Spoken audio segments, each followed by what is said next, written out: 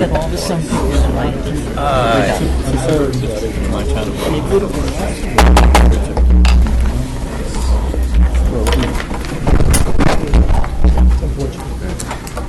Good morning and welcome to the New Jersey Transportation Planning Authority special, meeting of September the 18th of the Board of Trustees.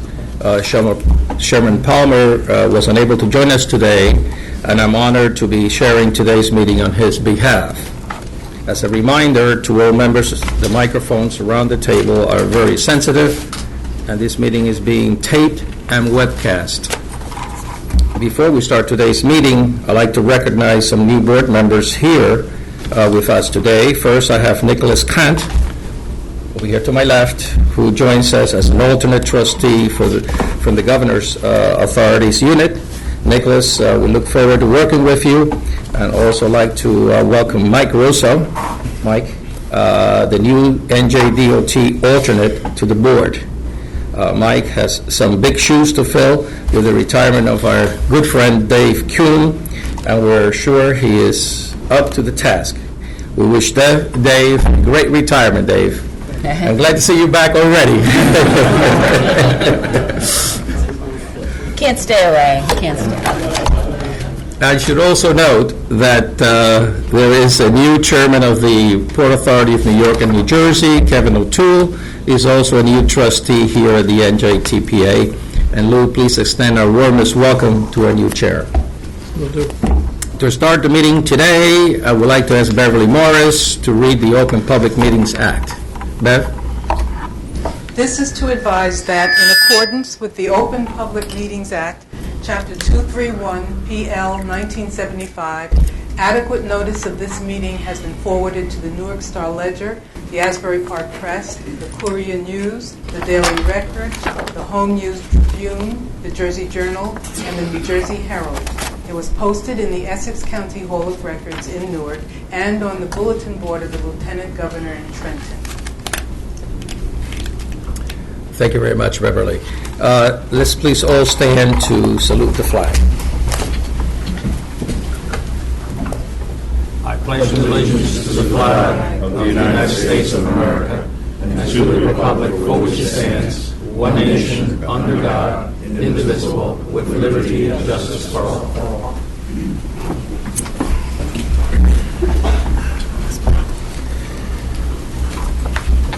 Ms. Morris, would you do a roll call, please? Bergen? Yes. Here. Essex? Hudson? Here. Hunterdon? Here. Jersey City? Here. Middlesex? Here. Monmouth? Morris? Here. Newark? Here.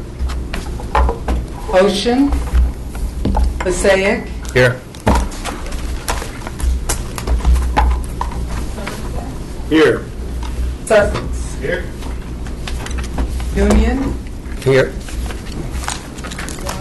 Here. Governor's Office? Here. NJDOT? Here. NJ Transit? Here.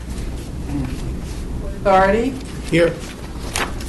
Citizens Representative? Here. Restrada, we have 17 voting members present and a quorum. Thank you so much. The next thing is the approval of minutes. Are there any corrections, additions, deletions to the minutes of the July 10th board meeting? I see no one signaling. Okay. See none. May I have a motion to approve the minutes? Morris will move. Thank you very much. Do I have a second? Second. Okay. That's Kenny from Middlesex. I thank you so much, everybody. Yes, all in favor of the approval of the minutes?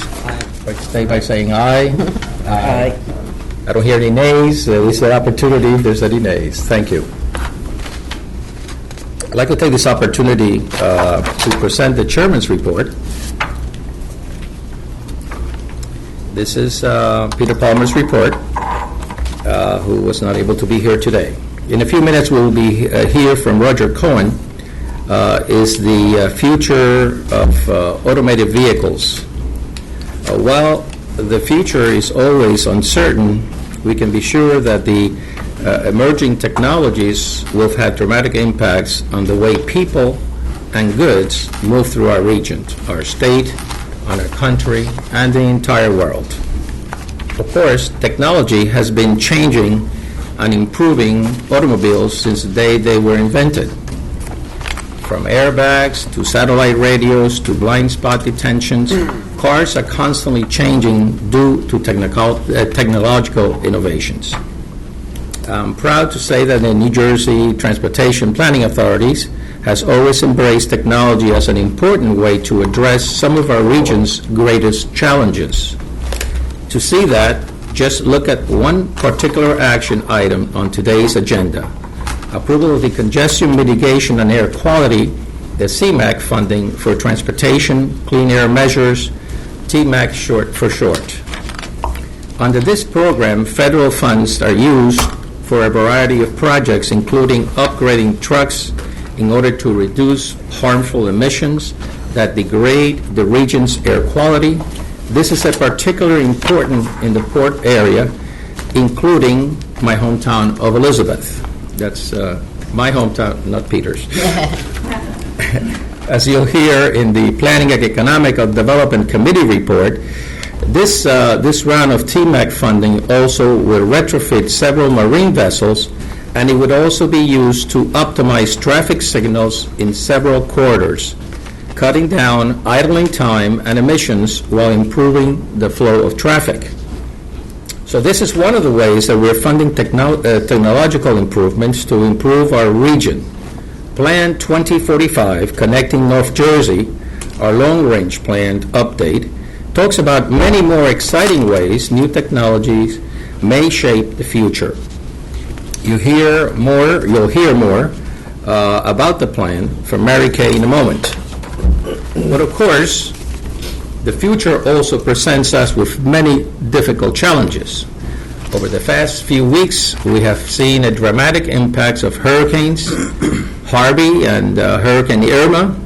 Of course, our thoughts and prayers are with all of those in Houston and Texas and Florida, the Caribbean, and everywhere else that suffered destruction from these storms.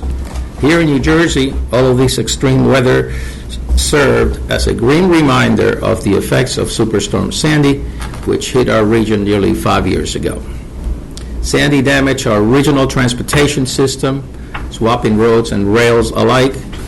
The tidal surge inundated PATH facilities and Amtrak Hudson River Tunnel with salt water. Our infrastructure is still being rehabilitated from the impact of Sandy, even today. Regardless of the cause, it is becoming clear that we are going to see more and more of these extreme weather events in the future. That is why Plan 2045 also emphasizes the need to make our roads, rails, and bridges more resilient. This builds on the excellent work that the NJTPA has already done on our vulnerability of the region's infrastructure. New technologies and extreme weather are just two of the game changers that the Plan 2045 considers. A third critical issue is the challenge of getting New Jersey travelers to and from New York City. As Freeholder Palmer has often mentioned at this board table, there is no more important transportation issue facing our region than the need to improve and expand our Trans-Hudson transportation. As we all know, the Amtrak tunnel leading into Penn Station is more than a century old. Less than 2 weeks ago, emergency track work was completed, but this is only a stopgap measure. We need to move forward to work to build a new Hudson Rail Tunnel, as well as other elements of the Gateway project. I am pleased to report that last month, Chairman Palmer testified to the importance of this work at a public hearing on the tunnel draft. Environmental impact statements in Secaucus, he urged that work on the tunnel and the entire Gateway program proceed as quickly as possible. On that note, I'd like to take this opportunity to thank New Jersey Transit for a job well done managing the disruptions caused by this summer's rail repair at Penn stations. Thank you. Thank you. As has been widely reported, the summer of hell did not turn out nearly as bad as anticipated for the majority of commuters. This is a great example of how effective and ongoing communications, as well as great planning and preparation, can make a difficult situation manageable for the traveling public. Please send our thanks to all of our colleagues at New Jersey Transit. Finally, I would like to speak briefly about another action item on today's agenda. Approval of the last year of the federal state funding exchange involving the NJTPA, New Jersey Transit, and NJDOT, Department of Transportation. As many of you will remember, this action allowed the NJTPA to bank state dollars for important locally led projects, while NJ Transit uses federal funds to preventative maintenance work.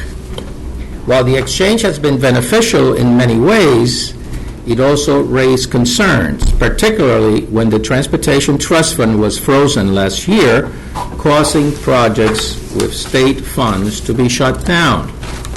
This raised some concerns over the future of the exchange, which we discussed at joint committee meetings last month. After some discussion, the committee members agreed to recommend approval of the exchange for this final year.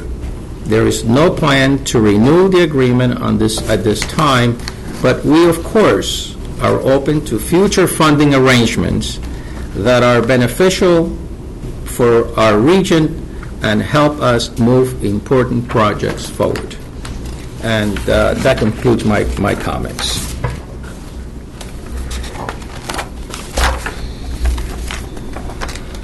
Now, NJDOT, do you have any remarks this morning? I guess this is the only time you're going to tell me that. I'm sure there'll be other days coming that you will. Thank you very much. New Jersey Transit, any remarks? Just briefly, first of all, I'd like to thank the board and the members, the TMAs, all of our partners for the good work everyone did over the summer. We could not have done what we were able to do, frankly, without all that support. And specifically, if you convey my appreciation to Chairman Palmer for his direct comments about not just the summer work, but also the overall capacity expansion program for Trans-Hudson Rail. It's very much appreciated, and we are continuing to work on that. And my apologies for not being here last board meeting. On the 11th, I was out in the field because of the summer work. So thanks for your understanding. That was not the reason why we moved the meeting from the 11th to the 18th. No, July. Okay, all right. Thank you, Jeremy, very, very much. Next, we'll have the Executive Director's report. Mary Kay will kindly present the report to the board. Thank you, Mr. Vice Chairman, and good morning, everyone. Before I begin, I would like to take a moment to welcome Dr. Don Sebastian. I think he's over there somewhere.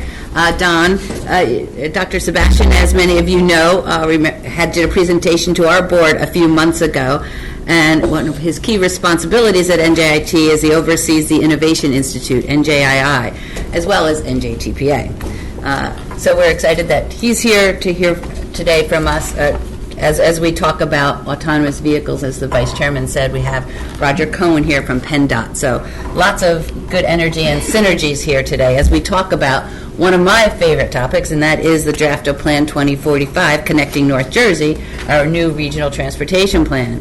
In the recent months, you've heard me talk about how we reached this point. The outreach meetings and the events conducted in every single subregion, our online survey, our website, our forums, our panel discussions on various topics, and the technical analysis done by central staff.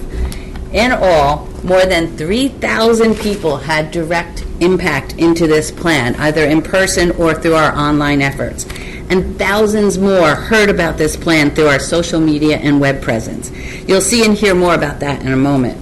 But this work resulted in a comprehensive new plan for us that covers all the key transportation-related issues facing our region.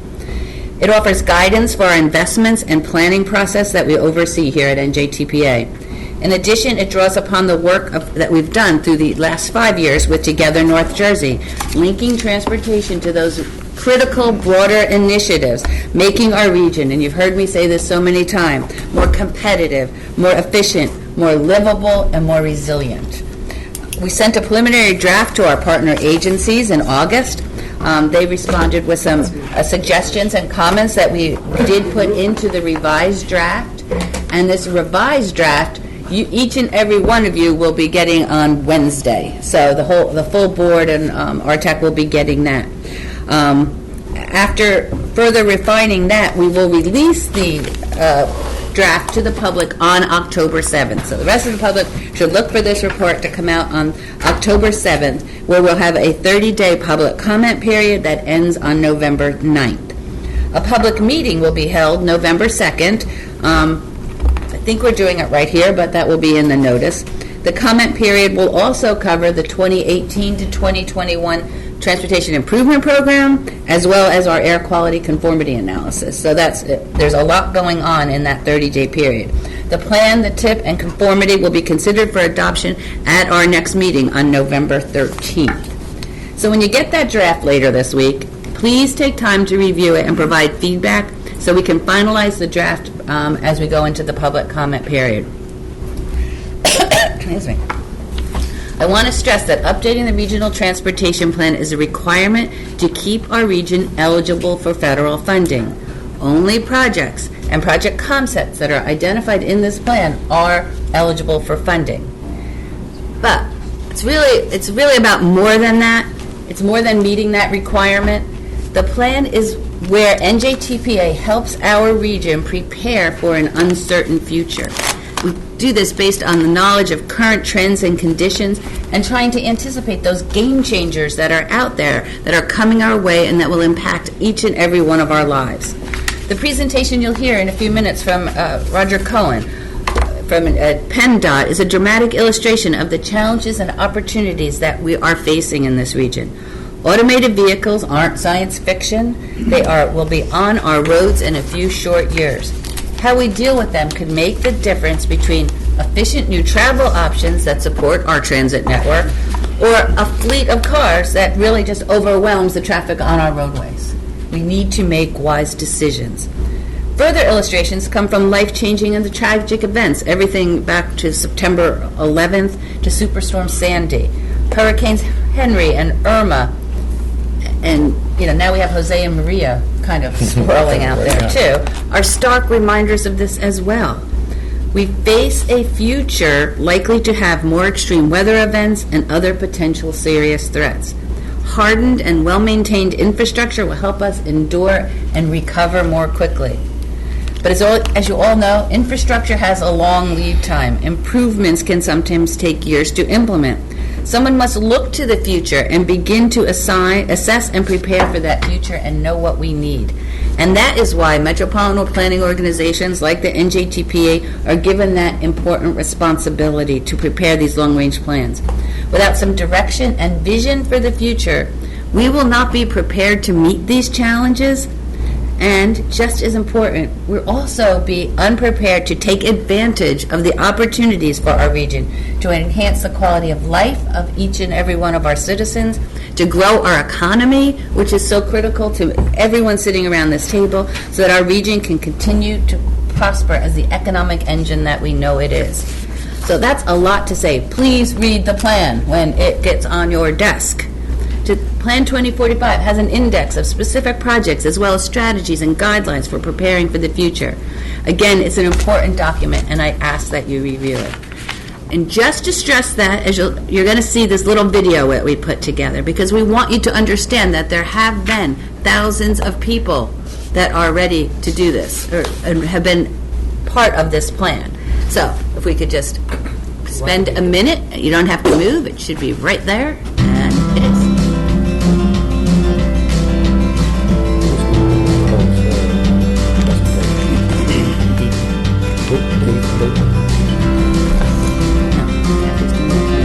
Innovative public outreach on a regional scale.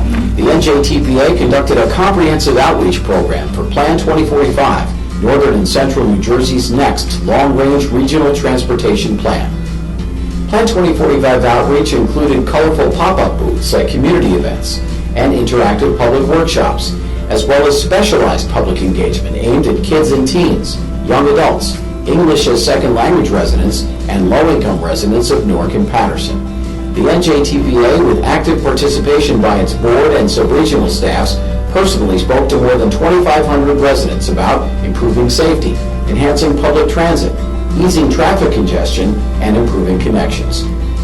Another 1,000 people participated in an online Plan 2045 survey, and many thousands more liked, shared, and commented on social media posts and targeted ads. Stay involved and stay tuned for updates on Plan 2045 at njtpa.org. So we're in the home stretch now, and I'd be remiss if I didn't thank all of the board members who participated in many of those street fairs and activities and everything that we had you out throughout the region earlier this year. So thank you very much to each and every one of you. So turning to other matters, though, there's other things we're doing. I'm pleased to report that our summer short campaign, our pedestrian safety campaign, Street Smart New Jersey, was a great success. Many communities worked hard to spread the word on pedestrian safety, including Bayhead, Bradley Beach, Long Branch, Manasquan, Point Pleasant Beach, and several towns on LBI. New to the campaign this year were Avon by the Sea and Spring Lake. We also had ads at New Jersey Transit train stations and on buses along the shore. Facebook ads provided effective, reaching hundreds of thousands of users in shore communities.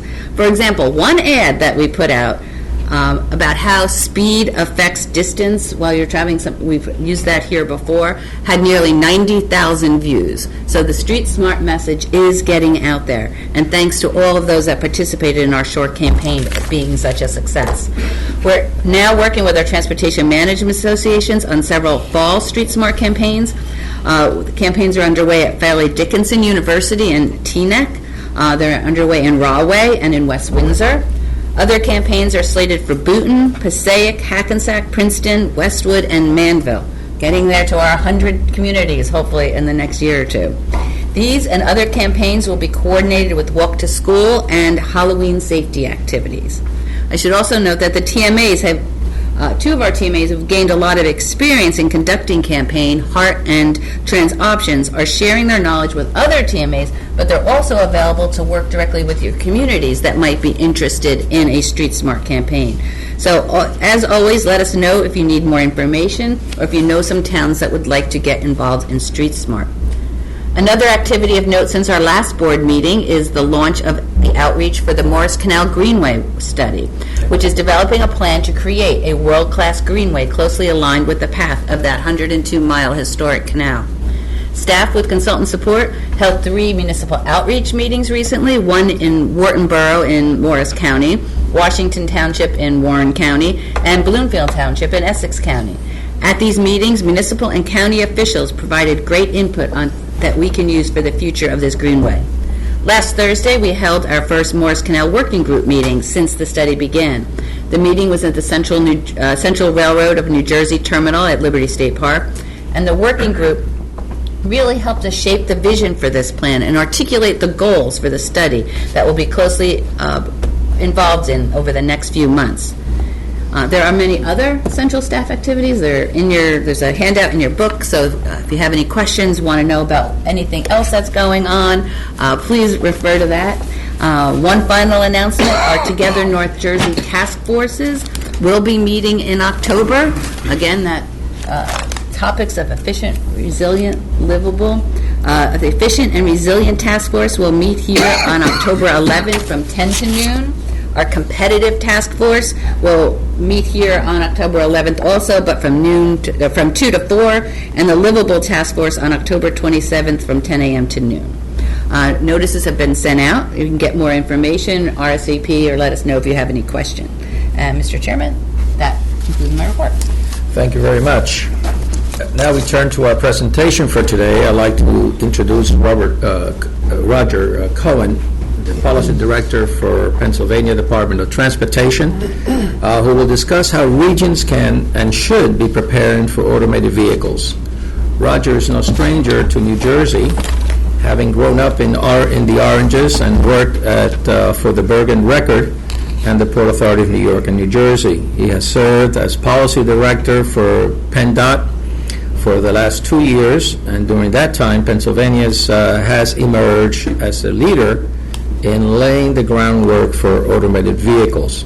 NJTPA staff attended last week's first ever Pennsylvania Automated Vehicle Summit, and I understand it was a great event that featured many thought-provoking discussions that fit directly into the NJTPA's Plan 2045, game changers that we have all been talking about.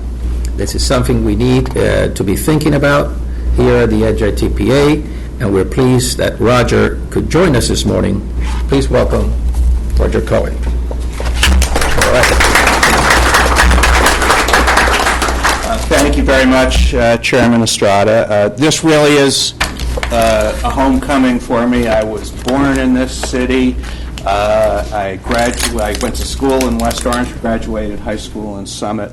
I spent many hours of my youth running up and down the stairways of 744 Broad Street, where my dad was a lawyer. In those days, it was called the National Newark and Essex Bank Building. And if you remember that, then your hair is as gray as And when I joined, Mary Kay coached my kids in youth soccer. They didn't score, but they were good on defense. When I went to join the Port Authority, the gatekeeper, the first person I had to get by, the first interview, was Lou. And I don't think he made a mistake, Lou. So it's just a delight to be here, and thank you for having me. Your agenda says the future is now. As I started to think about it, and Dave asked me for a title, I kind of had a different perspective on it, and that is that, the future is now. That was then, and we had just had this discussion in State College with 300 people from across the Commonwealth, and the overriding takeaway for me was the great uncertainties that we face today and in the future, but with that, the great opportunities to shape that future. So we have to learn how to be comfortable with uncertainty and proceed through that uncertainty to help define what actually transpires. And, since we're talking about the future, and since I'm a homie, I thought it was appropriate to start with the sage of Montclair. He may or may not have said this, but here we attribute it to him, and that is that, who knows what the future's going to bring. So let's start with a prediction that USDOT has as its official projection for the next 30 years. 70 million more Americans. That's the equivalent of adding New York and Texas and Florida in population to our current population. 45% more freight. And guess what? They're not going to be spread out across the map in an even way. They're not going to have, the freight is not going to be moving in, a distributed fashion that rationalizes the flows on our highways. People and freight are going to be concentrated on the coasts and along corridors. So here in the Mid-Atlantic, the Gulf Coast, the Pacific Coast, and corridors like Pennsylvania, where actually 7 to 8% of every truck movement in the country touches Pennsylvania roads. So how are we going to handle this? We don't have existing capacity to manage our current demand, and right-of-way is unduly expensive and harder to both acquire and to develop. So we're going to have to come up with some new strategies and approaches for managing the demand on our transportation system. And technology, and particularly vehicle automation, is one of the principal strategies. Now, when we talk about freight, You recognize this. I saw this bridge when I was growing up, shimmering in the distance. This is the Bayonne Bridge, one of the most beautiful steel arch bridges ever constructed on Earth. And, this is a great period of bridge building here in the New York, New Jersey area with the opening of the Goethals. I think Lou and I worked on that together about 35 years ago. Finished. It's almost Kosciuszko, the Tappan Zee, if that's what they're calling it. But to me, this is the most audacious project in all of bridgedom, that they raised this bridge deck in order to accommodate the Panamax ships. And just a week and a half ago, this is the CMG Teddy Roosevelt. It is the largest vessel ever to traverse the Panama Canal. It's 14,400 TEUs. Those are the equivalent of 20-foot boxes, and those boxes are all coming our way. So we have to get ready. They have landed. Additionally, and this isn't a prediction, this is what's happening now on the roadways, traffic deaths after many, many years of policies and procedures and improvements in equipment and infrastructure which have driven down the crash rate and the casualty rate and the fatality rate, and it's now ticking back upwards.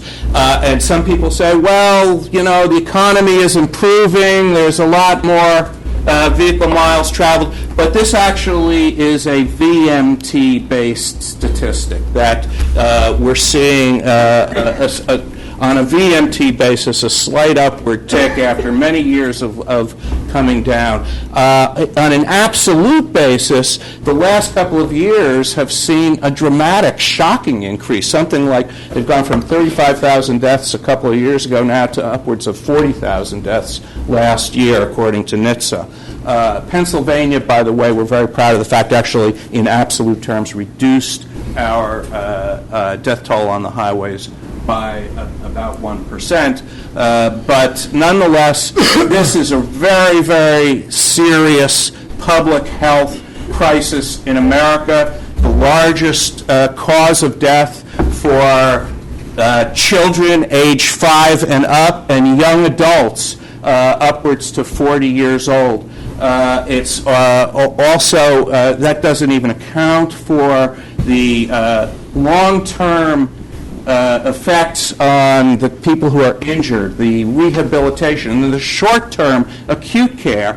That numbers run from 80 billion to 120 billion, depending on whether or not, depending on what factors you include in there. And this is a huge take on our economy.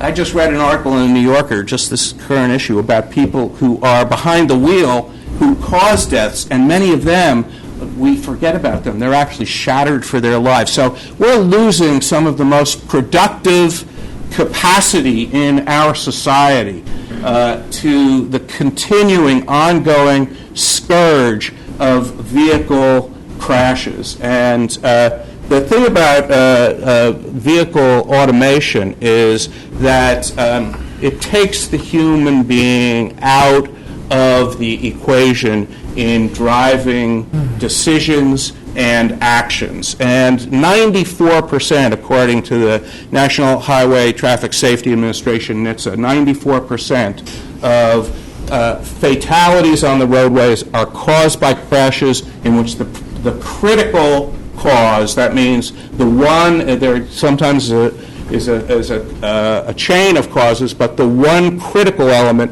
was the human factor. It was a mistake. Either someone didn't see the threat, or responded overly to the threat, or was just distracted and just never even knew what hit him. In fact, I have a friend down at the Virginia Tech Transportation Institute who has some data which shows that upward in certain corridors, upwards of a third to half of fatal crashes, the brakes are never even applied.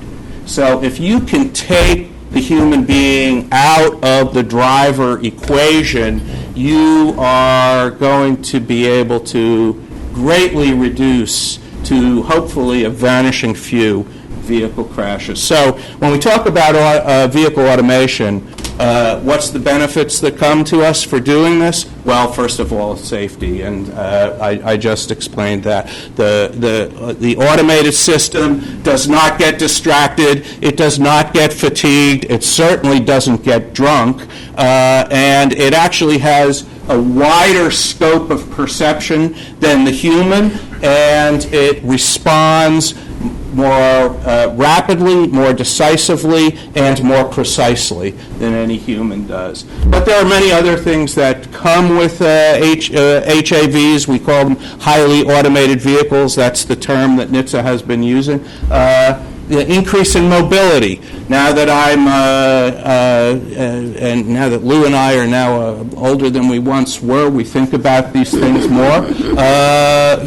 Pennsylvania is one of the oldest states in the country, and we do take licenses away from people who are no longer fit to drive, and it is a painful process which actually diminishes significantly quality of life for those people. There are people who are disabled now who already experience that, who now look at the prospect of new mobility options. And then there are those for whom the ownership of a traditional vehicle is beyond their means, and this will provide opportunities for new mobility for options for them. Additionally, congestion relief. When the vehicles are talking to each other, aware of each other, they're able to operate in a much more compact space. So you're able to increase your throughput. You're not having the same stop and go, the lead foot on either the gas or the brake, which causes so much congestion, so much in the way of emissions. So you also get emissions relief as a result of a much more efficient flow on your roadways. Economic development, I will tell you this, that Pittsburgh, which is one of the heartlands of this emerging technology, has transformed itself from the steel days. I don't think the football team's going to change its name to the autonomous vehicles anytime soon. All of Western Pennsylvania would rise up in rebellion. But Pittsburgh is a new city. It is very much like, Lower Manhattan in a lot of ways. It's got the same vibe, same energy, not as dense, but it's a wonderful place to be, youthful, and a lot of it has been driven by the technology revolution that has occurred there. So we're looking at a better quality of life if we can manage this properly. Just to give you a quick overview of what automation is about, there are, according to SAAE, the Society of Automotive Engineers, 5 levels of automation, 1 through 5. 0 is no automation. 1 already exists widely. Many of you have it in your own vehicles, whether it's adaptive cruise control or automatic braking, lane stability, things like that. That's number 1. Number 2 is when you have multiple systems working together. And then 3 and above are highly automated. You do have level 3 vehicles today. The Tesla is an example. And that is where you have a car which does have self-driving capability, but it's conditional on, and it demands continuous monitoring and attention of the driver. Level 4 is when you have give over complete control, but you do have to be ready as a driver to take back that control. And level 5, the driver's out of the picture altogether. There are no level 5 vehicles on the road. There probably are not going to be many soon. I wouldn't get too overly exercised about that, but there are level 5 vehicles that are completely self-driving, and this is just a review of what the technology is. It's a combination of different sensors, radar, which is very good at perceiving speeds, LiDAR, which perceives shapes and can identify them, video, which can read signs and understand what directions are, as well as geopositioning.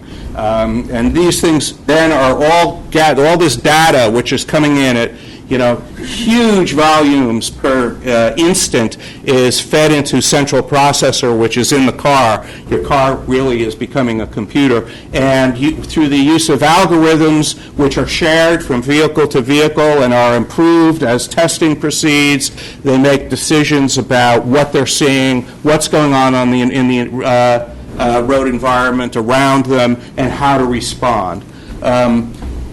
This is what you see as a very aggressive timetable for some of these, what we call OEMs, the original equipment manufacturers, to bring some of these vehicles to market. They are seeing this opportunity. They're racing each other. It's coming fast. But a caution. My good friend Raj Kumar, one of the world's authorities on this technology. He's a professor out at Carnegie Mellon in Pittsburgh, and he said all these predictions, wait a second, it's not happening all as fast as everyone thought. And why? Because the driving environment is one of the most complex environments in which people have to interact, and driving itself is one of the most complex activities that we engage in. And, the machines are very good at perception. They're very good at learning. They ain't so good at intuition. They can't use their judgment very well to figure out something that they haven't seen before. So we have some ways to go as we proceed. Now, he knows what he's talking about because Carnegie Mellon created the very first fully autonomous vehicle. This is it. It's not an ice cream cart. It was called the Terragator. It was built in 1983 as a DARPA challenge. DARPA was the Defense Advanced Research Projects Agency, is an arm of the Pentagon. It was built as a mine detector, but it was actually put to use not far from my house in Lancaster, Pennsylvania, at the 3 Mile Island reactor after the shutdown there, in which they equipped it with sensors, sent it into various chambers of the facility where it was still deemed unfit or unsafe for humans to enter, and did a look-see at what the situation was. These are existing autonomous vehicles as they are working today. This is one by Caterpillar. It's a mining vehicle in Australia. This is my favorite. It's out on Mars. It's the Mars rover. It not only has self-driving, but also selfie-taking capabilities. So in Pennsylvania, we have several universities who have advanced this technology very aggressively, working together with them. The academic component has been very strong. New Jersey is blessed with equally great research institutions, NJIT certainly one of them. Rutgers, Princeton is a leader in the robotics field, and Professor Alan Kornheiser, one of the great, if somewhat contrarian thinkers and scholars in this area. And as a result of that, several companies, and we talked about economic development, have made it into Pennsylvania and are operating, developing, and testing there now. So PennDOT said, this is all coming at us. How are we going to deal with it?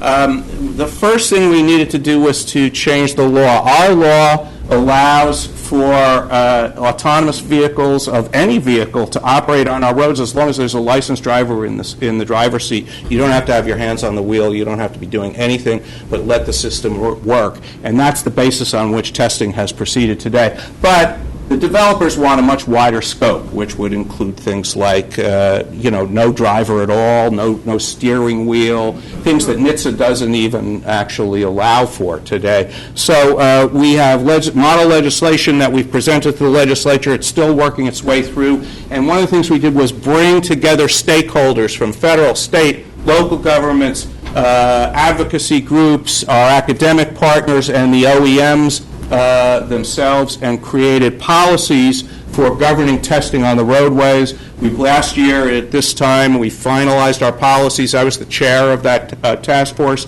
and we presented to Secretary Richards our policy recommendations. They would take effect when the legislation passes. We just have to get the legislature to focus on passing their budget first, and then we'll take care of this. So, in the meantime, we're moving forward very aggressively. These are short-range radio deployments that are being placed on poles along traffic corridors throughout the Commonwealth, and we're trying to expand on the areas that we have coverage all the time. We received a designation from USDOT for a proving grounds for automated vehicles. We have 2 proving grounds. One is the test track up at State College outside Penn State through their Larson Transportation Institute. And one is the entire city of Pittsburgh, and it's connected by I-99. So we have different environments in which testing can occur. Pittsburgh was a runner-up in the Smart City Challenge, and out of that, although we lost to Columbus, out of that we have a project about $30 million worth of USDOT, PennDOT, and local money, which is creating smart corridors in which traffic flows are being managed. Also, we're doing a similar thing on the Schuylkill Expressway, which, if you've ever driven into downtown Philadelphia from Montgomery County, suburban Philadelphia, you know is one of the most congested and miserable rides on earth. So this is going to try to mitigate that. And we're deploying an autonomous slow-speed shuttle to connect our new Amtrak station outside of in Middletown on our Keystone line, which runs from Philadelphia to Harrisburg, and it will connect with the Harrisburg International Airport as well as Penn State Harrisburg campus, which is the fastest growing campus in their system. And we've combined forces with the state of Michigan, the state of Ohio, to create what we call a smart corridor. We've calling this the Smart Belt Coalition because it's the successor to the Rust Belt. We're now the Smart Belt, and we're focusing there on truck movements and platooning. Then finally, public engagement, and this is so important, and I know that Mary Kay and NJTPA are so sensitive to this because of the public engagement that you just saw the video about. We have been actively engaged with bringing the public into this discussion. This is something that they need to be part of. So we've done things like webinars. I've made this presentation or presentations like it literally dozens and dozens and dozens of times, as have my colleagues. And just last week we had our summit out in State College, 300 people from around the Commonwealth sharing their views, their concerns, and we want to keep this momentum going and make this kind of a community of participation to help guide and shape what the future will bring. So there are numerous complexities and challenges and issues, and we could talk about each one of these for enough time that Dave would jump up and take the cane and get me off of here. But each one of them is big. But there's 2 I want to mention. One is there's a debate going on whether the future will be one of autonomous vehicles or connected vehicles, or both, and more likely both. But my view is, and this is just me speaking, is that having the public infrastructure of connected roadways, connected corridors, is going to be the tool by which the public is able to actively shape where and how these vehicles and this technology is deployed. If it's autonomous, as Mary Kay said, it could be a free-for-all, and that was, in fact, the principal anxiety that was expressed at the summit. It wasn't about safety, which somewhat surprised me. So whether it's autonomous or whether it's connected, we still have to maintain our infrastructure in a state of good repair. Neither technology works if our infrastructure continues to experience disinvestment.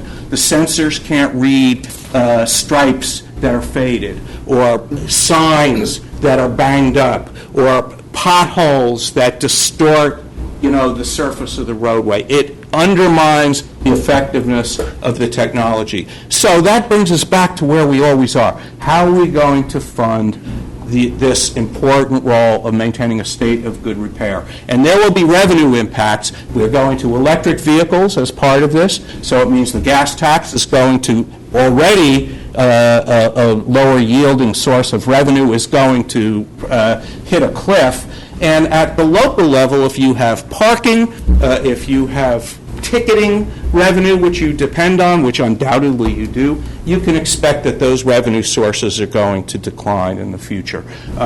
So there's a lot to think about at a number of levels, and I hope that you have lots of questions, and feel free to contact me at any time. That's my email. I think that our proximity as brethren states means that undoubtedly the things that we do at PennDOT, the things that NJDOT does, the things that you do as an MPO, we're going to affect each other. Those boxes that are coming in at Port Elizabeth today, they're going to be on I-78 and heading down towards Harrisburg and I-81 tomorrow, if not sooner. So thank you very much for your patience and time. I don't know if there's time for a question or two. Couple minutes. Roger, I believe it's time for any board member who may well have any questions. I'll try. Can I try? Tom? Yeah, a couple of things. Our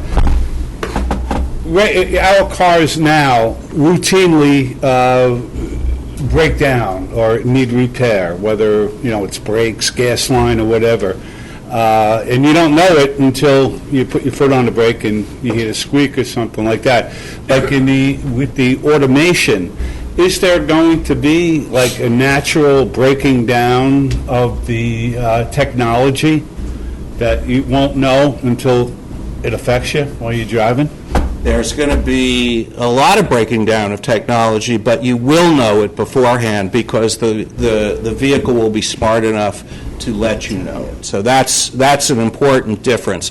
But yes, there will be a breaking down, and every automated vehicle is going to have the capability, if something breaks down in a critical moment, to bring itself into what's called a state of minimum risk. And that is built into all of the operating systems that will be deployed. As we move to electric vehicles, at least on an engine basis, electric vehicles are much simpler machines than the internal combustion engine. So you will find, undoubtedly, they will break down, but they will be easier to maintain and detect the problems and to repair. But that doesn't mean that the other systems that you're used to, the brakes, whether it's a transmission, I don't know if there's going to be a transmission as we know it, but various systems in the vehicle will continue to break down as they always have. What about the things like an unexpected thing, like you look in your rearview mirror and there's a cop car or there's a fire engine or ambulance that you could see? We're all trained, pull over to the side, let them go.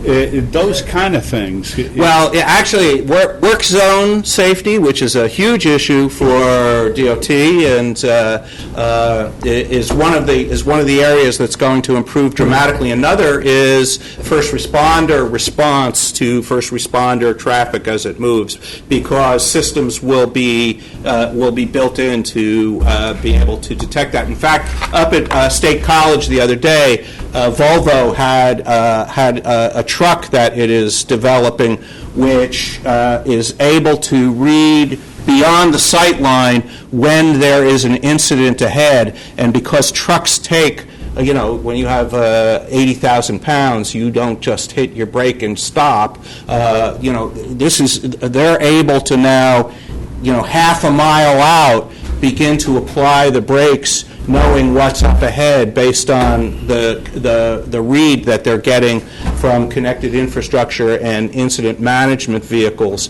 that send out that messaging. So this is part of the safety mechanism that's being experimented with and will be built in, which will improve safety critically. And work zone safety, we now have, it's a company from Allentown. They don't test, unfortunately, in Pennsylvania. They're testing testing in Colorado and in the UK, but it's a driverless, slow-moving impact attenuator truck. You know, the impact attenuator truck, you all know it. It sits sort of at the back of the work zone and is supposed to be, you know, the sacrificial lamb for anyone who intrudes onto a work zone, which happens all the time. Just parenthetically, PennDOT has lost more personnel than any other department in our Commonwealth, including the state police. We actually have a memorial of traffic cones with hard hats of it's like 81. It's PennDOT and the Turnpike Commission together. And they take it around as a reminder of work zone risk. It's a very moving experience to see it. But what we have now is manned attenuator vehicles, and those guys who are in the truck, when a tractor trailer hits one of those things, they're breaking their backs. We're going to take the people out of that truck, and that vehicle is going to move slowly along. There's going to be a lead vehicle that will guide it, so as it moves down the work zone where the workers are. So that's an example of some of the immediate safety impacts that are possible by deploying this technology. Kenny? As we move forward, is it going to be software upgrades that these vehicles will be developed with, or will it have to be the hardware also? Well, hardware will improve, no doubt, but the intelligence of the vehicle will be in the software. And one of the things that's so great is that I showed you Raj Kumar. He built an autonomous vehicle. He's two of them actually. One is a Cadillac. I've ridden with him in it. He was at the wheel, although his hands were up, going, "Hallelujah! I'm not doing anything."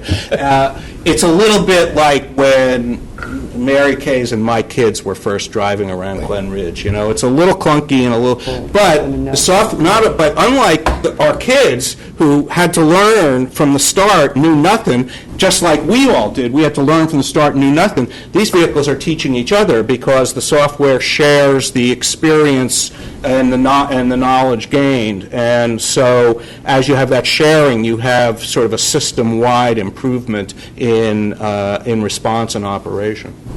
Hey, Roger, where it's at some point apparent that the per mile cost of an autonomous vehicle, particularly an electric and shared one, ultimately will be far lower than the cost of most forms of mass transit today. Mass transit today, right? That's the key. It's that won't take that long, according to analyses I've seen. Right. I've seen some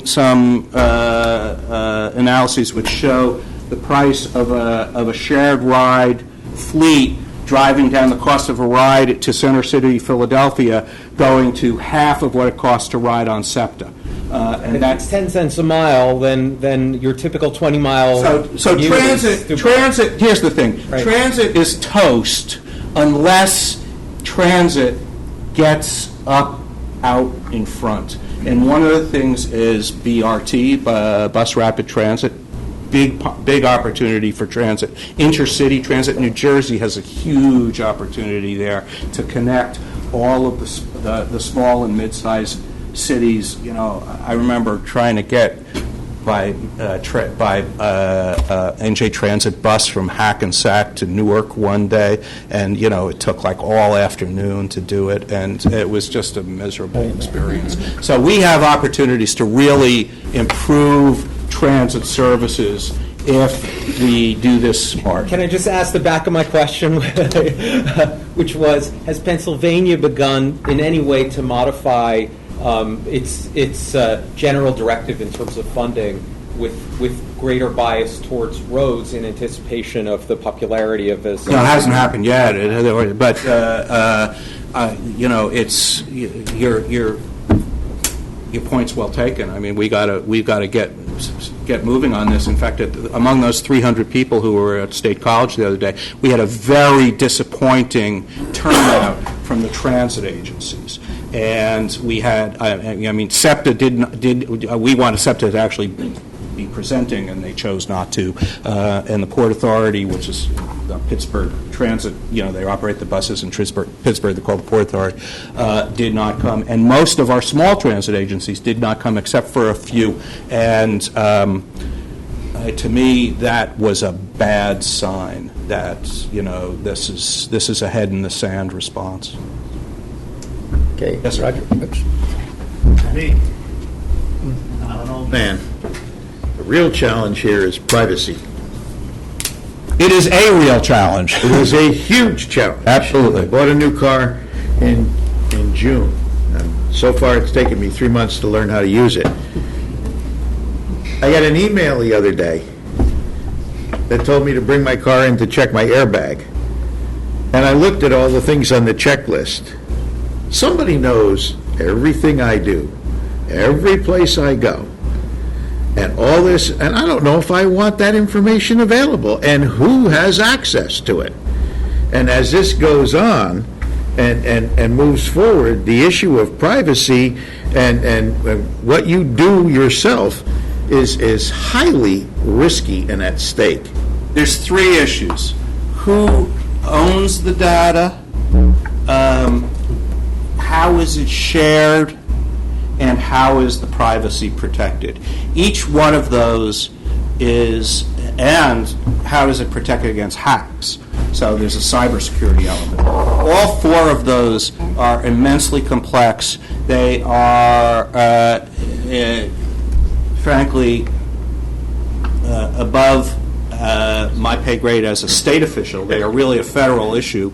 There are the NJTPA, the Intelligent Transportation System Joint Project Office Director, Ken Leonard, is a guy that has some really good insight into this. And there are, it's going to take a continuous effort to sort of protect the data from being misused. But the first thing that has to happen, in my view, is that we have to come to a common understanding with the companies that are developing the technology and are treating the data as the key asset of the technology, because it can be monetized in any number of ways. In order for them to make use of the publicly funded infrastructure, I believe there needs to be a robust public policy which oversees and governs how data is used along those lines. Right now, we are not there. And so that's why I put that up there as, one of And those. Roger, can we have access to your slides? Can the board see Yeah, them I and stuff? think So we'll you've got make them sure on we the share them computer. Yeah, as you part of can- our ongoing dialogue. Spread them far and wide. Yeah, that'd be great. Okay, Roger, all right, thank you very much. Well, thank you. It was a pleasure.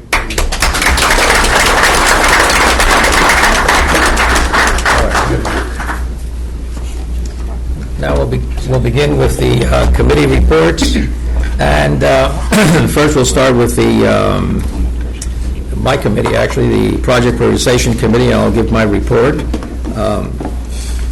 Let's see, I'm pleased to report on the activities of the Project Prioritization Committee.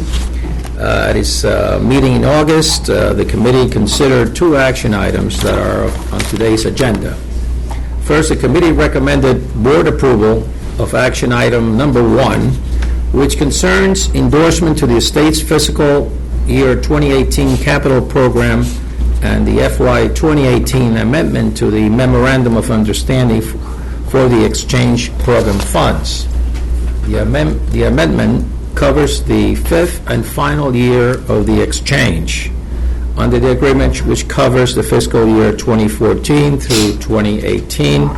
A portion of the NJTPA's federal STP funding is exchanged for a like amount in New Jersey Transportation Trust Fund dollars allocated to New Jersey Transit. The funding agreement benefits the NJTPA subregions because it allows them to use state funding, which can be carried over from one year to the next to be used for future high-priority projects requiring significant funding. Federal dollars cannot be carried over in this manner. New Jersey Transit uses the federal funding for rail and bus prevention maintenance programs. After considerable discussions on the pros and cons, it was recommended that the New Jersey Transportation Planning Authority Board should approve the 2018 Memorandum of Understanding amendment.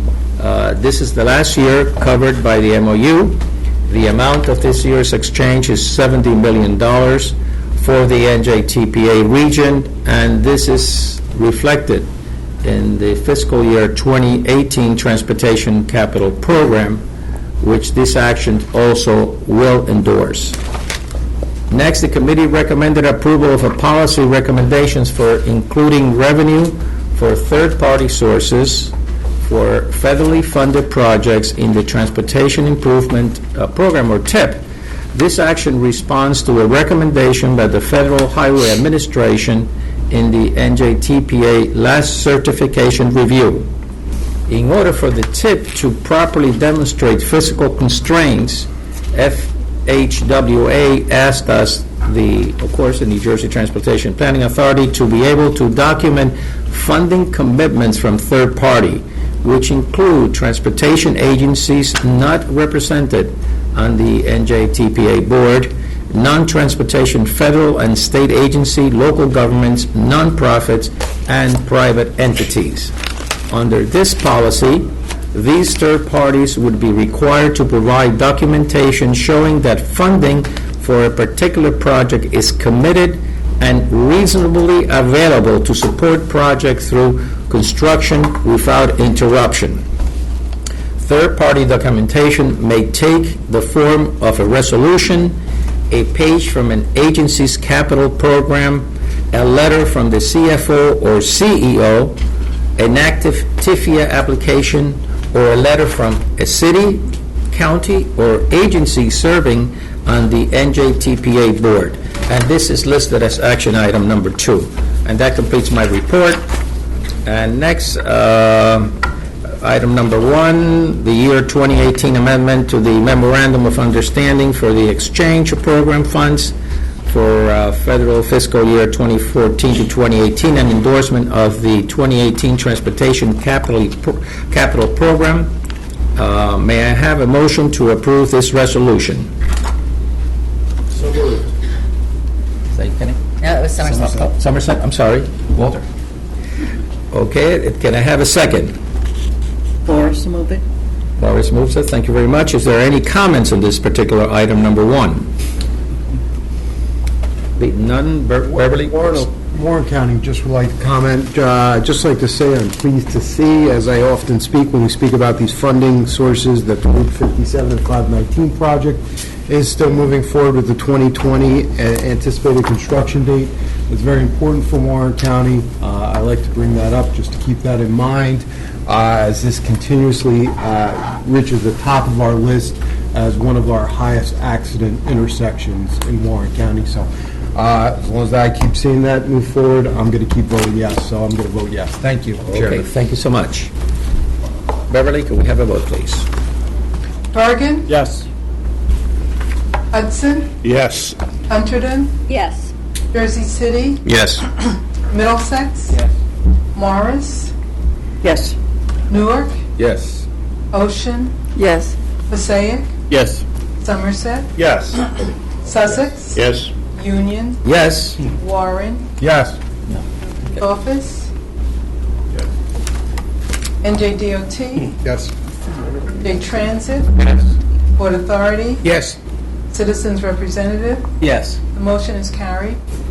Thank you very much. Item number 2 is the policy recommendation adding federally funded projects to the transportation improvement plans from third-party revenue sources.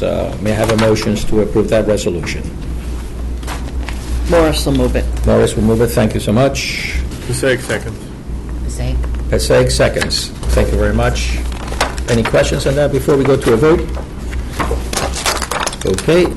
Ms. Morris? Bergen, Yes. Hudson, Yes. Hunterdon, Yes. Yes. Middlesex, Yes. Morris, Yes. Yes. Ocean, Yes. Passaic, Yes. Somerset, Yes. Sussex, Yes. Yes. Warren, Governor's Office, NJDOT, Yes. NJ Transit, Yes. Port Authority, Yes. Citizens Representative. Yes. Motion is carried. Thank you very much. And next item on the agenda, Freeholder Matt Holt, Chair of the Planning Economic Development Committee, was unable to attend today's meeting, and I've asked Freeholder Kathy DiFilippo to give the committee report in his place. Kathy, it's all yours. Thank you. I'm pleased to report on the activities of the Planning and Economic Development Committee. At the August meeting, the committee considered 2 action items that are on today's agenda. As Freeholder Estrada mentioned earlier, both of these actions involve the use of congestion mitigation and air quality, or better known as CMAQ, funding for programs to improve regional air quality and mobility. The first item is approval of CMAQ funding for the fiscal years 2018 to 2020 Transportation Clean Air Measures Program, also known as TCAMS. This competitive program funds projects aimed at significantly reducing air pollutions and congestion in compliance with federal guidelines. The TCAM program began in 2007 with 1 project and a $567,000 budget. Today, it has an annual budget of $7.5 million and funds several projects each year. Its success is a testament to the leadership of this board and the work of the NJTPA staff, as well as the dedication of the project sponsors to develop and implement solid projects. The 2017 solicitation for the TCAM program yielded 21 thumbnail sketch proposals, and after review by the NJTPA and the NJDOT staff, 12 high-scoring projects were recommended for approval. They include 3 county-led traffic signal optimization projects in Passaic, Hudson, and Ocean, and similar efforts by the cities of Newark and Hoboken. The program also includes continued support for the Port Authority's successful New Jersey Regional Truck Replacement Program and a new diesel retrofit project that will equip 100 pieces of cargo handling equipment with anti-idling technology. Another innovative project from the Port Authority involves an onshore exhaust capture and control system that will reduce nitrous oxide by 80% from ocean-going vessels doing business at the port. From the New Jersey Department of Environmental Protection, there is an anti-idling program for refrigerated food trucks. DEP also will sponsor a marine power program to retrofit engines for commuter ferries, commercial fishing vehicles, and even the Spirit of New Jersey, the pleasure craft. Finally, DEP's electric vehicle charging grant program also has been recommended for funding. Several additional worthy efforts have been slated for funding if additional CMAQ dollars or other funding sources become available. This is listed as action item number 3 today. Next, the committee recommended approval of fiscal year 2018 CMAQ funding for the NJTPA Local Mobility Initiatives Program, which also is aimed at reducing emissions and congestion. This program supports shuttle operations and provides capital support through vehicle replacement. The spring solicitation for the program yielded 11 thumbnail sketch proposals, resulting in 9 full proposals. After review by the NJ Transit and NJTPA staff, the total of $2.5 million is recommended to fund 6 shuttle replacement projects and 2 operational support projects. Under this year's proposed program, replacement shuttle vehicles will be provided to the Edgewater Ferry Commuter Shuttle, the Fort Lee Commuter Ferry, the Long Beach Island Shuttle, Somerset County Scoot Shuttle, Sussex County Skylands Ride, and JARC, is that JARC? JARC, yep. JARC Safety Shuttle in Union County. Job Access Reverse Commute. Funds also will be used to support operations of the Hazlet Home Deal Shuttle and the Sandy Hook Shuttle through the Easy Ride Transportation Management Association. This is listed as action number 4. Also at the meeting, Central staff briefed the committee on elements of Plan 2045, which will come to the board for approval at our next meeting in November. That has already been mentioned. Finally, we heard an implementation progress report on current Together North Jersey activities from John Carnegie of the Voorhees Transportation Center at Rutgers. He discussed the development of the TNJ Training Institute, which has hosted a series of creative placemaking workshops at NJTPA. The series kicked off in May and wrapped up on Friday with a workshop geared towards local officials interested in using creative placemaking to drive economic development in their communities. This summer, TNJ Institute also offered a workshop on grant writing and funding resources at the Edward Blueston School of Planning and Public Policy. In addition, the 4 TNJ Task Force will meet in October here at NJTPA. As mentioned, 3 on October 11th and 1 on the 27th, to continue their work in support of implementing planned strategies to make the region more competitive, efficient, livable, and resilient. You can get the details in RSVP on the TNJ website. And that concludes my report. Thank you very much, Freeholder. Chairman, if I could, Go right ahead. sorry to interrupt, but unfortunately, there's some little bit of additional technical work we need to do on these 2 resolutions. So I'm going to ask that we table them at this time. And I've got 2 options. My preferred option, with the board's indulgence, might be to call a special board meeting when I can get the technical things put together, and depending on whether there's a timeliness to some of these projects being put forward. I could do it by teleconference or something in the interim between this meeting and our next meeting, or I'll just defer it to the next cycle, but I just need a little time to figure that out. So with the board's indulgence, I could use a little bit more time if we could table these 2 items. Anybody has a problem with moving this particular 2 items for a future date? You're tabling 3 and 4? Yes, Correct. tabling 3 and 4. And if we have a special meeting, it'll just deal with these 2, or we'll just deal with them at the next board meeting.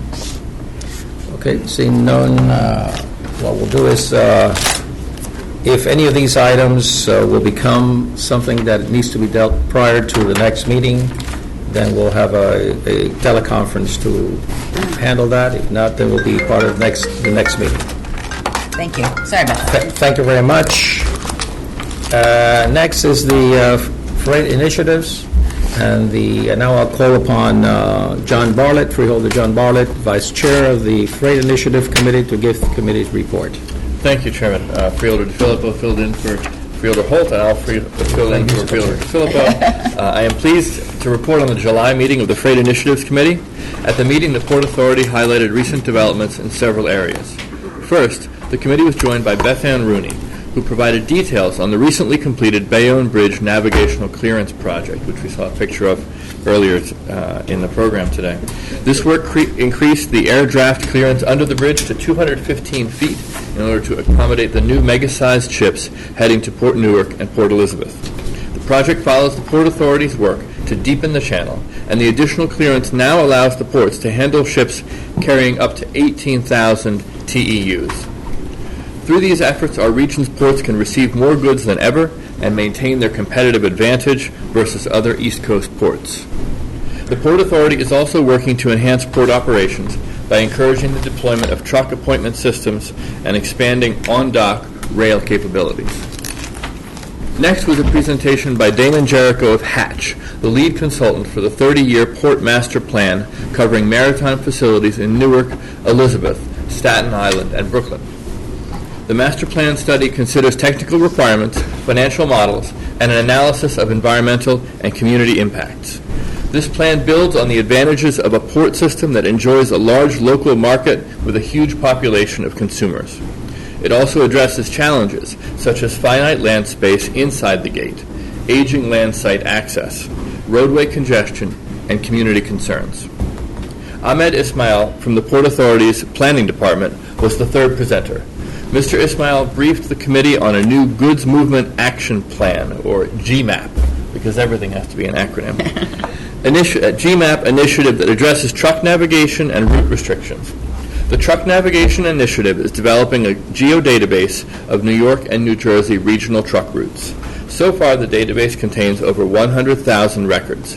It is hoped that a centralized database of regional truck routes will help to prevent trucks striking bridges and similar accidents. Also at the meeting, the committee learned that one span of the new Goethals Bridge is open, with 2 lanes in each direction. When the other span opens next year, there will be a total of 3 lanes in each direction and wider shoulders. So far, the Port Authority has spent $1.5 billion on the project, which is 85% complete.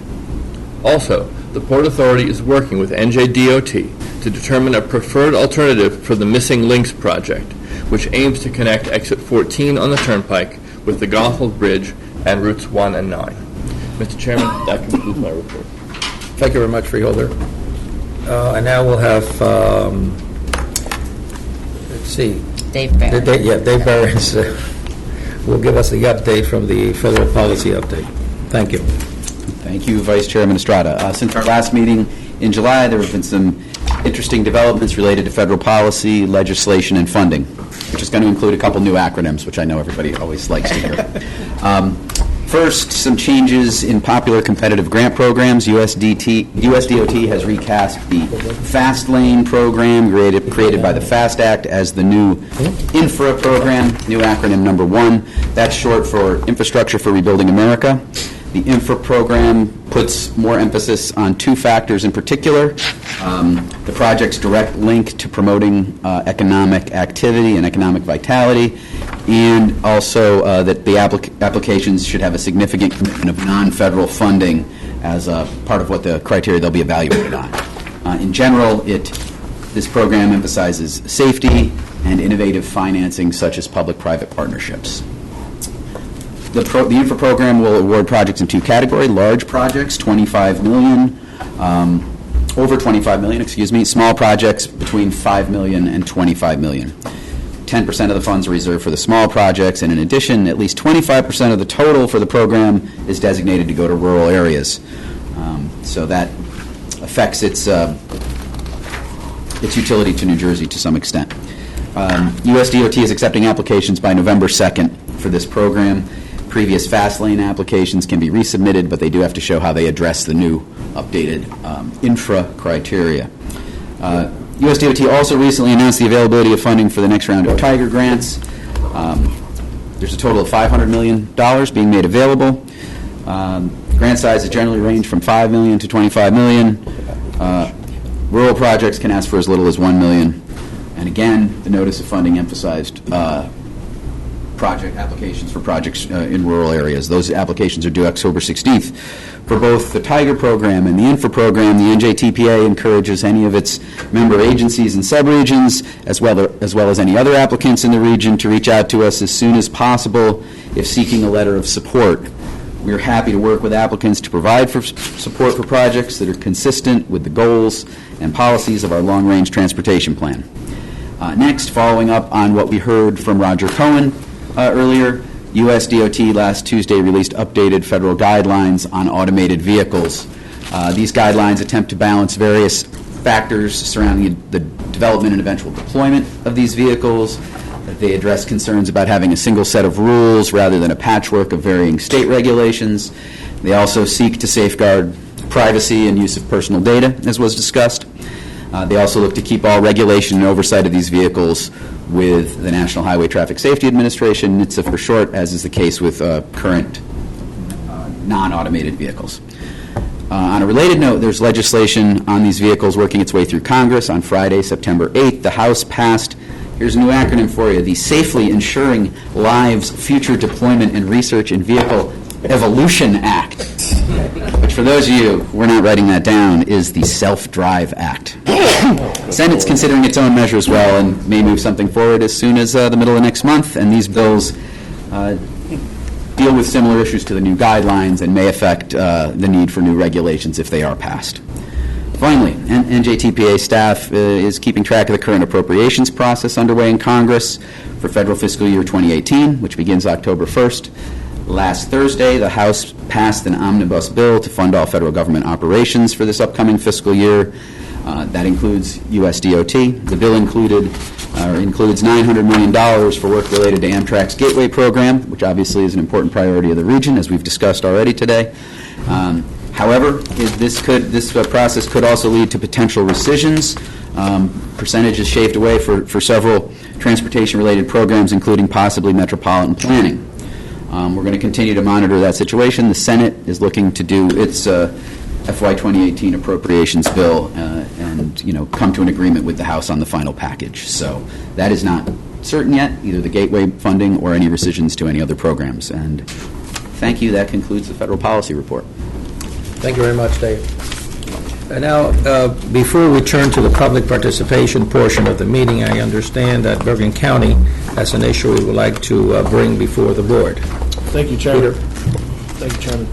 I have a prepared statement from Bergen County Executive Jim Tedesco on Amazon's RFP for Headquarters 2.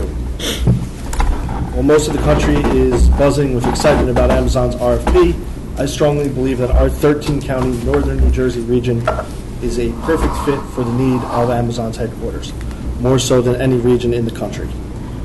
We're the perfect home for all of Amazon's needs. We are a region on the rise with the infrastructure that easily meets and exceeds all requirements. New Jersey companies already make Fortune 500's list for 21 New Jersey companies already make Fortune 500's list for 2017, including some true giants. I hope that all counties and cities in our region will be vying to make proposals. My economic development team has been diligently working to identify sites and will be submitting to the state on behalf of Bergen County. And it will be a proud moment if any of the NJTPA's region's submissions are successful. A rising tide of this magnitude will truly lift all ships. The estimates and capital investment are astounding. The project could be over $5 billion in capital investment over the initial 15 to 17 years of the project, and with 50,000 estimated jobs, this project, we must continue to stress that our highly educated labor force is second to none. We have arguably the strongest workforce in the nation here. We meet all of the transit requirements and are a perfect match in large part to this board and in the work we do supporting the priorities, the priorities of the economy of our region as a whole. We have made the RFP, we have made a priority of everything the RFP calls for in terms of transportation, and have stressed these forward-thinking policies to our communities we represent. New Jersey already boasts a strong connection to Amazon. The online retailer already has 7 fulfillment centers here, with, I think, 3 more planned. Audible, an Amazon subsidiary, is already here in North Jersey, and another subsidiary, Whole Foods, has a strong presence in New Jersey as well. The final area that I feel we outshine everywhere else in the country is our quality of life. There is nowhere else in the country that offers amenities New Jerseyans have to enjoy. We have a perfect mix of rural, urban, and suburban, with world-class beaches, parks, outdoor activities, shopping, housing, rail, schools and universities, arenas and stadiums, sports teams, and an international airport, all literally within minutes of each other. Thank you, Chairman.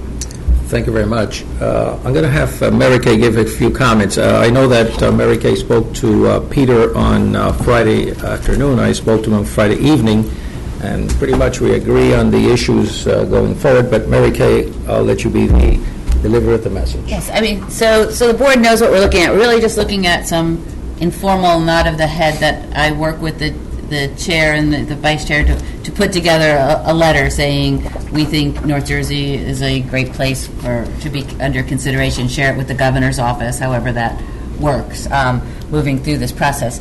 And because Peter couldn't be here, he really wanted to weigh in as the chairman. I think, Walt, he gave you a couple comments? He did give me some comments to Okay, share. so Just want to kind of put it all out there. On behalf of Field Director Palmer, he wanted me to relate to the board that Northern and Central New Jersey region is a strong contender for competitions of Amazon's second headquarters, and I'm pleased to see that many in the region are making great cases for why Amazon should make this massive investment here in our area.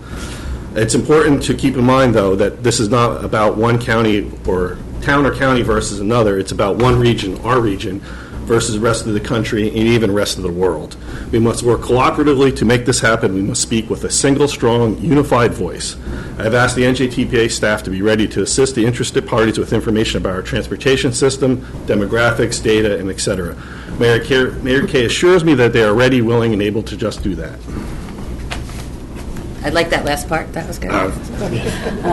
So, I mean, some discussion amongst the board, but really it was just some informal direction to me to work with you to write a letter to, as these applications go in. So. As I recognize that there are many interested parties for this kind of a project, I think to be very clear, our position is one that NJTPA is another source of support for our region. We basically feel that we are the crossroads of the world, and we mean that very sincerely. And it is this part of New Jersey who can provide and bring these things closer together if we all work together in this way. So we're ready, we're willing and able to do it, whatever it requires to make sure that Amazon comes to our region. So. All that being said, if there's no objection, I mean, it's really just a discussion item, not a vote or anything. It's not a vote. It's just we want to make sure that everybody, was aware of what's going on. And the fact is, there's a big interest in this, and I can understand very clearly. But again, we all need to work together in coordination with the state and all the other agencies that will make this happen. So with that, I leave you unless there's any other comments. Peter, does that work with the county executive desk? Absolutely. Okay. Yes. And now we move into the public participation. We now turn the public participation of this meeting. As in the past, we advise members of the public that we have a 3-minute time limit on comments. The lights on the timer will go on green and yellow when there is 1 minute remaining, and red when your time is up. We have asked you to keep your comments within this allotted time. So any members of the public who have anything to say, kindly, number one, you go next, sir. Mr. Chairman? Yes. I'm going to be leaving at this time, just Okay. to note it. Thank you.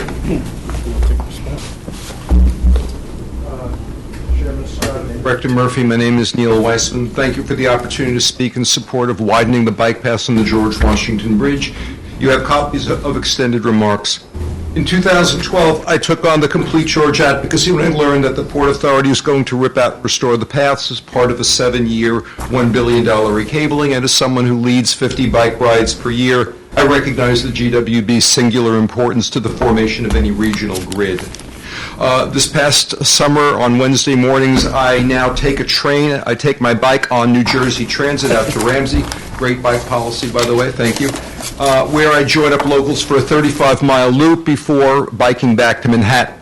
Heading down Saddle Brook is fine, but east from Rochelle Park is 4 lanes of high-speed traffic, extended climbs, and no shoulder even for an experienced cyclist. This is pretty brutal. So I arranged to speak before local councils to ask for GWB letters of support on the premise that a robust facility would spur construction of a connected grid, such as one envisioned in the Bergen Parks master plan, and that the combination would enhance tourism, public health, property taxes, sustainability, and resilience, and that it met the Port Authority's criteria for a successful strategy to reduce bus trips into the Midtown Terminal. This is important because while we may have gotten through the summer of hell, winter is coming. And by that I mean disruptions to regional transport systems over the coming decade stemming from planned upgrades to Terminal, Penn Station, any number of man-made or natural disasters, and unless we're really lucky, emergency repairs to the Hudson Rail tunnels. Should any of this come to pass, AASHTO-compliant pass could support 10,000 riders per day, and even if it only draws from the immediate communities, that still frees up capacity for those further out. After due consideration, Tenafly, Rochelle Park, Elmwood Park, Glen Rock, Fair Lawn, and Paramus voted to join Cliffside Park, Edgewater, Fort Lee, and Englewood Cliffs in calling for wider paths. 180 organizations, businesses, and communities are now in support. In your materials, you also have an op-ed from Regional Plan Association critiquing the Port Authority's GWB proposal, and a map of the RTPA's just released 1,650-mile tri-state trail network, which, as one might expect, features the GWB at its nexus. Thank you all. Thank you very much. Anyone else? Go ahead, sir. My watch to make sure it's good morning or good afternoon. It's good morning. Where's the lights? Vice Chair Estrada and members of the board, thank you for the opportunity of speaking. My name is Len Resto. I'm a councilman in Chatham Borough in Morris County. I'm also president of the New Jersey Association of Rail Passengers. And just a quick point of order, I thought that there'd be some public comment before action item votes, and I think we kind of skipped that, but that's not a... We'll fix that. There is supposed to be. Yeah, Sorry. I'm sure it's not going to change the vote, so... Anybody wants to tell us something, please get up and tell us something. Yes. A few items that I had. One is the NSN 9803 project in Morris County, which is the conversion of a 4.8-mile portion of the former New York, Susquehanna, and Western Railroad, or the Suzy Q, as they used to call it, showing my age, being converted to a bicycle path. And we're not opposed to that. What we're saying is that is a very precious transportation asset that could provide light rail service from Pequannock to Mountain View Station. So you could have a bike trail right next to the tracks, separated by either Jersey concrete barriers or fencing. So they're not mutually exclusive. You can do both. I've seen it done in many areas. Another thing I wanted to comment on, in looking at the capital plan, I noticed that there was nothing there for 3 underpasses that we have in Chatham that are in very bad state of repair. The structural beams are rusted through, and we have sent pictures to the executive director of transit with literally my putting a fist through steel beams, and we had no response until we threatened to go to the FRA. Then all of a sudden we get a call that they were going to come out and inspect those underpasses. That was in July, and we have not heard anything, and so it is a safety issue. It needs to be addressed. The other thing, and Mary, you may remember the meeting we had in July in Chatham, was we have a gateway area that we have just rezoned from industrial to commercial, retail, and residential. And we would like to see a rail station there on the Morris and Essex line so that that area could be self-sufficient. And we have the developer who is willing to contribute to the cost of this. Celgene Corporation, which just went to Summit, would literally be walking distance by a bridge to the station. They're willing to pitch in some money to do this, so I really would strongly consider that this be added to the capital plan at the right time. And then 2 other things that I have. There's some other residents at Chatham here to comment on. One more minute, can we? Okay, sure. Thank you. And they involve traffic on Route 124, which is our main street. Traffic from Route 24 spills onto it. It's become a real problem. We're looking for an interchange between the Short Hills staged exit and Route 287. That whole stretch does not have an interchange, and we think an interchange is going to help traffic flow. Thank you very much. Thank you for your comments. I think it's important to understand how the process works in terms of getting projects into our list, but we'll have a conversation after the meeting. Thank you. Appreciate it. There is one exit. It's the one that's... The Florham Park. The Florham Park at Columbia Turnpike exit. Right. Not that we don't have any, it's just one exit. Yeah, we have that one for the far end. Yes, because I've been discussing with the DOT that left turn issue that, you take your life in your hands, you play a little bit Russian roulette. Thank you very much for your comment. Thank you. Who's next? Mel, I think you had your hands up before.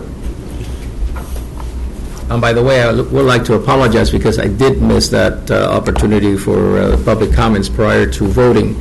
If that is an issue with anyone here, please take the mic, let us know that that's an issue. Otherwise, we'll take it as if it had been taking place, and again, my apologies for overpassing that part of the agenda. Thank you. My name is Fran Drew. I'm from Chatham, a small town of about 9,000 residents. We know where you are. Fact one, 32,000 cars pass through Chatham twice a day during rush hour, Monday through Friday.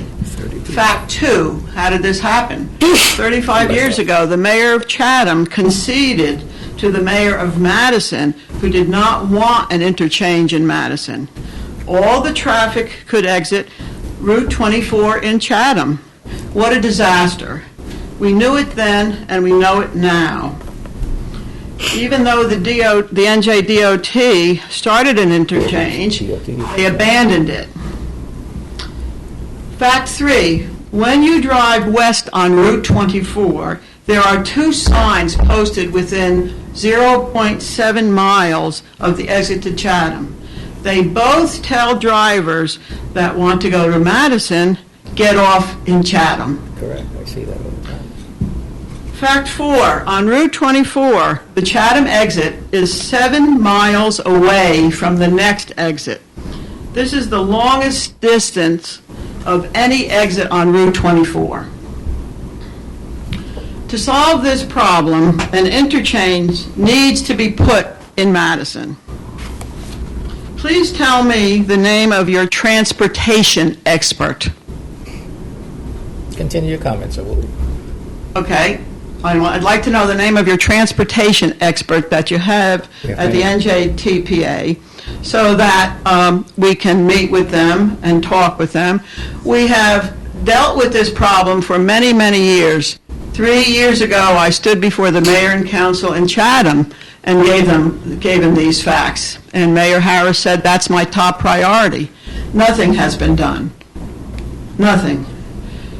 In 2015, I wrote to the Morris County engineers.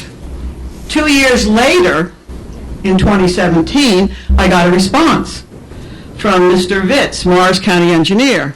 I called him and asked him questions. Didn't give me any answers except told me to call the Madison administrator, Raymond Cody. I did. Cody didn't answer any of my questions and told me to call the NJDOT. I did. I called Deborah Hurt. No answers. And it seems really sad that people in authority here and in the NJDOT and in the mayors, they're not doing anything, but all of us in Chatham are suffering from 32,000 cars every single day, twice a day, Monday through Friday. And so we need some help. Okay, ma'am. Is that the time is up? Can you tell me your transportation expert? That would be me. Okay, you're the transportation expert? I'm the transportation expert. So May I see you later? Yes, you may. Thank you. Thank you. Thank you very much. Who's next? This is a follow-up.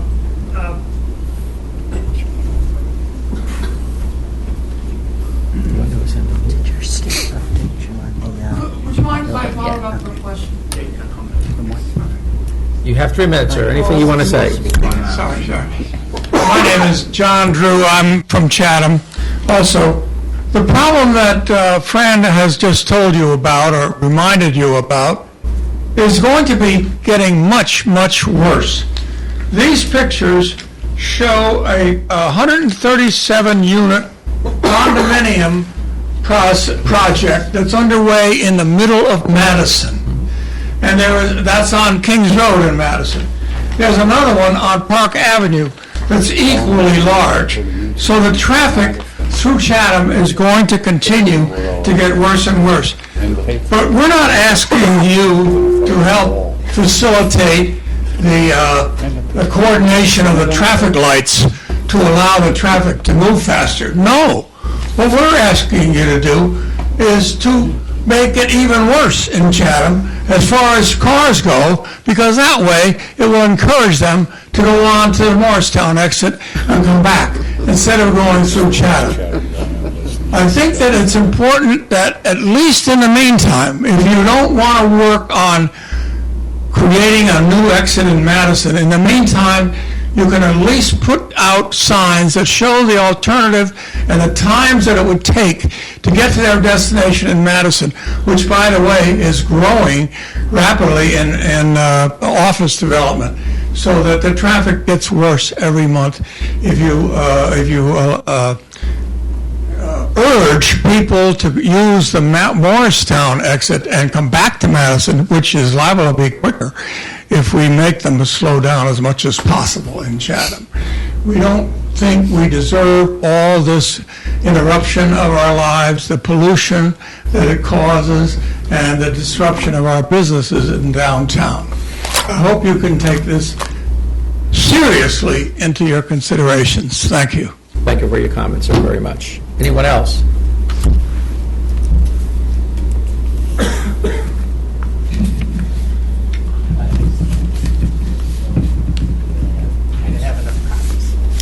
We'll make sure it gets out to the... change at the library. Okay, thank you.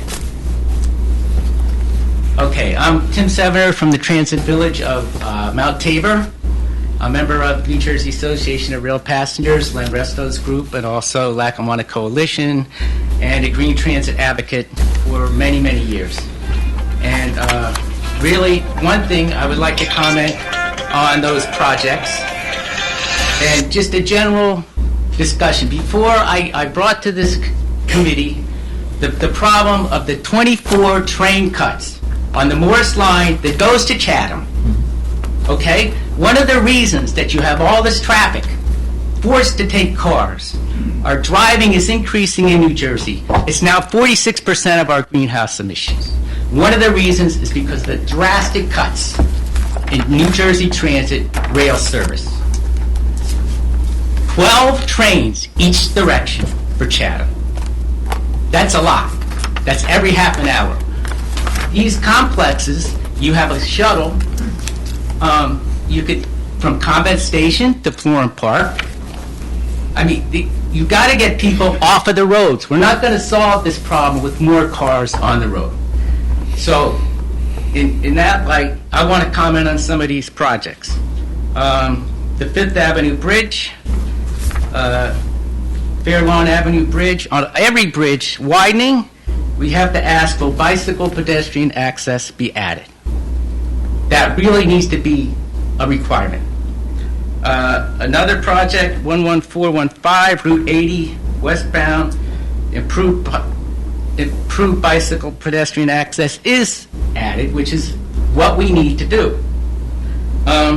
Another one for $29 million, improve the Route 23, Route 80, and Route 46 interchange. $29 million. Okay, I take the train now. The last one I can take from Danville is 9 a.m. on the Booton line to go to the Peace Action office in Bloomfield. 9 a.m. I have a chart here, okay? The trains from Danville went from 8 to 5. On the other side, we have the trains westbound went from 14 to 9. This is a major cut in the train service. On a train the other day, I had another person, a girl was on, going to Montclair State. Well, her last chance is 9 o'clock. Montclair State is on that line. I went to a green fair that was in William Patterson University. I could not believe it. It was totally packed with cars. Why? Because the last train is 9 o'clock. And then I hear that there's a shuttle from the Route 23 Transit Center. But what good is it if you only get there at 9 o'clock? We have to be serious now. We have to leverage our rail, run our trains, run our shuttles. I think the direction when we're talking about electric vehicles is not 70 million more cars on the road. Cars use 10 times the land. Sir, 1 minute. Of trains, green transit, trains, bicycle, walking. Okay, we know that. What we have to do, the goal should be shuttles to go. Train lines, rail lines are the centers. They don't have traffic. They can run independently. Get the bypasses going, that we can run them both directions on the Pascack Valley line, the Gladstone branch. So many are missing sidings to make them fully functional in both directions, at least hourly service. And then that becomes the center from which you have shuttles, bike paths, and walkable communities. We're already getting transit-oriented development. What we're getting, though, is a total cut in the actual transit. Thank you very much for your comments, sir. Okay. We'll make sure that the copies are distributed to the rest of the We'll board get to the members. rest of the board and have it in our minutes. Okay, After the public portion, I just wanted to say something. go right ahead. Because do we close it first? No. Any other public comments? Seeing none, I guess. Freeholder? Thank you. It's all yours. I can't, I just wanted to address Councilman Risto, Mr. Senator, was it? Sorry. I just wanted to address, I got your handout. Can I speak to a couple of the projects that touch Passaic County, including the Fifth Avenue Bridge? I can tell you that that's in a planning stage right now, but our complete streets policy in Passaic County would require the bike ped elements that you're talking about, and I will work with our planning department to make sure that that's incorporated into engineering. As far as the NYS&W between Pequannock and Wayne Township, where I live, I'm going to look into that. I don't know specifically about that stretch of rail, what the plan is. We obviously, as you said, Councilman, need to keep our options open. I can tell you that I was part of a group, including Passaic County and a lot of our localities, that founded the North Jersey Rail Coalition several years ago. We've been advocating to take the NYS&W railway initially from Patterson to Hackensack, and in subsequent phases, both eastward into Hudson County and westward into Morris and Sussex counties, to increase rail access. Everyone calls it light rail. I think technically it's not light rail, but we want to make new use of those tracks that haven't been used for commuter rail, I think, in some 30 or 40 years. But we're organizing local support for that and doing our best to try and move that project forward. And of course, the key piece of it is getting it funded. Mr. and Mrs. Drew, thank you also for your comments. I wasn't aware of the specific issue that you pointed out, but I appreciate knowing it, and we'll see what more I can learn. Anyone else? Okay. Yes, I'm sorry. Sorry. Just to address Mr. and Mrs. Drew's comments, we did discuss it at the county level last week at a freeholder meeting. We were reviewing the Columbia Turnpike Park Avenue interchange, and I pointed out that the initiatives and the studies that were the concept development plan study that was completed and the recommendations made did not address what Chatham has been interested in, that it is a separate issue, that they were focused on that intersection, which is a very challenging intersection in our county, the most challenging. In any event, there, at the meeting that DOT held approximately 2 weeks earlier, some recommendations have been made to Chatham in terms of what they can do going forward to request the exit off of 24. And the county is more than happy to assist in providing any information that we have. So there are conversations taking place. I have not spoken to Mayor Harris just yet, but he's on my to-do list to get through since I've spoken with the county. So we are addressing.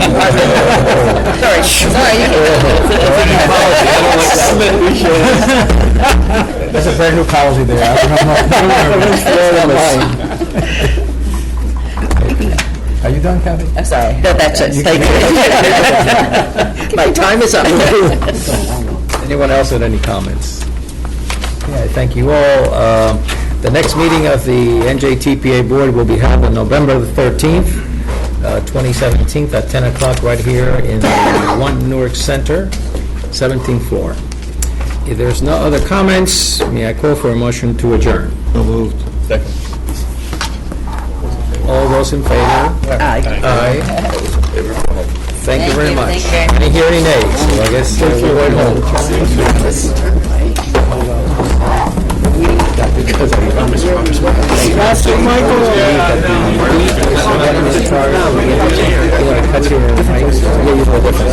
We got lights, we got traffic lights. Right.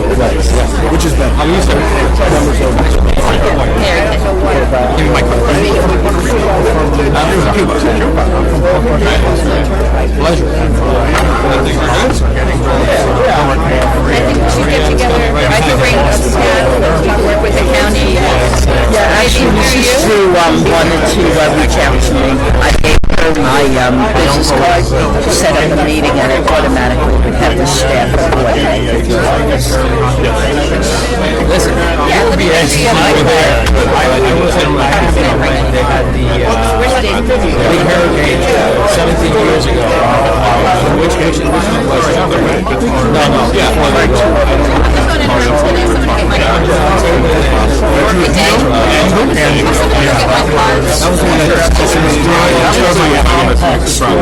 That was the one that